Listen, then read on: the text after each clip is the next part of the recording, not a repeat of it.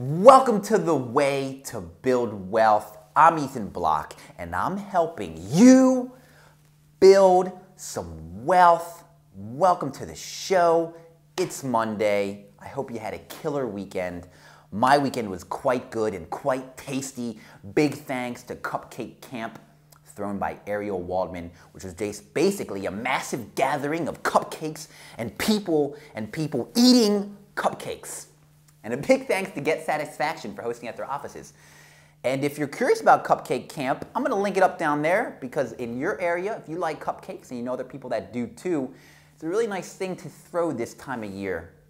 Makes everybody feel good. Who doesn't like cupcakes, right? Tim loved cupcakes. He ate like 1,000, and there were only 2,000 there, so people were pissed. Anyway, moving on, you might notice the set is hooked up today. It's only going to get more hooked up as we get bigger and bigger, big time-ish stuff. Ben Franklin, my man's in them, holla back, $100 bill, and a little picture of New York Stock Exchange and Wall Street signpost. I hope you like it. Thanks for watching. You know, we're doing this for you guys, and you make all this possible. So keep kicking ass and watching. Appreciate it, big time. So today, there's anything else? Oh, episode 21. Forgot to throw that out there. And today we're talking about international index funds. So let's get right into international index funds. What are they? Basically, like we talked about index funds. So we talked about US index funds, like owning the S&P 500 and total stock market. We talked about US bond index funds. Now they're international index funds where you can actually own the entire European stock market, the entire Japanese stock market, and so forth and so on. So why would you want to do that? People say that owning international stocks or international index funds will provide some added diversification to your portfolio. And going back maybe 10 or 15 years even, that probably was quite true. Today, however, due to globalization and global finance and that countries are just very reliant on other countries, especially being a citizen of the US, a lot of countries rely on our consumers to buy their goods, and we export a lot of shit all over the world. So usually when the US is hurting, other countries are hurting, meaning that being a US citizen, it's hard to get diversification from owning stocks of other countries. Take right now, for example.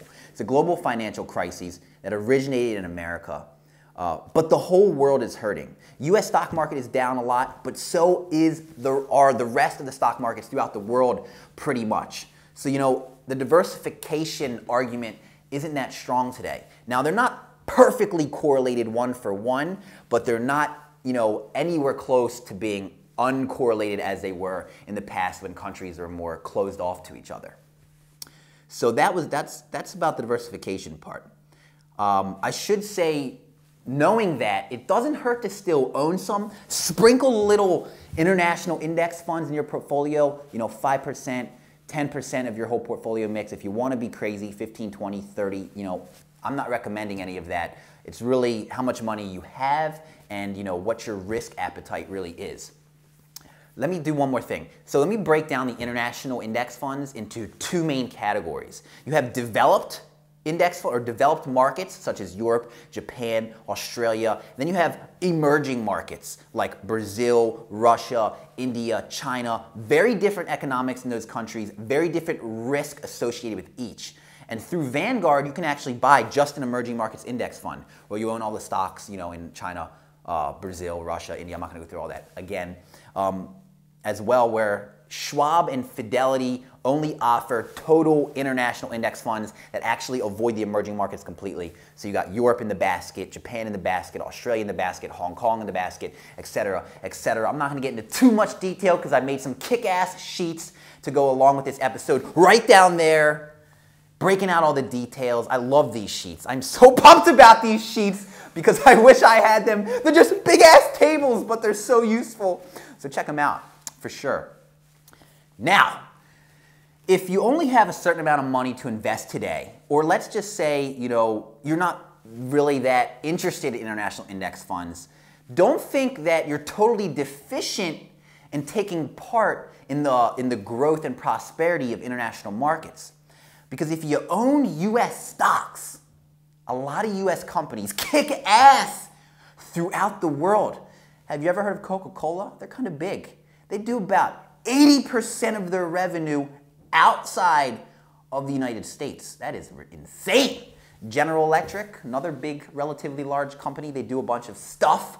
They do a lot of business outside of the United States. Procter & Gamble, I mean, there's a lot. Especially in the S&P 500, there are a lot of multinational corporations that their home is the United States, but they do business in all over the world. That makes no sense. In all over the world, new truism. What does that even mean? On the way to build wealth, it doesn't matter. We're making up our own words because we have our own world wealth building nation here on the show. Anyway, I think that's what I wanted to say. So again, if you own the S&P 500 or the total stock market index, in the United States, you're still partaking in international growth because companies in the US tend to be very good companies that kick ass throughout the world. I think that's it. Check out the sheets below. Great resources. Am I leaving anything out, Tim? I think we're good to go. That's today's show. Thanks for tuning in. Me, Ethan Bloch, helping you build some wealth.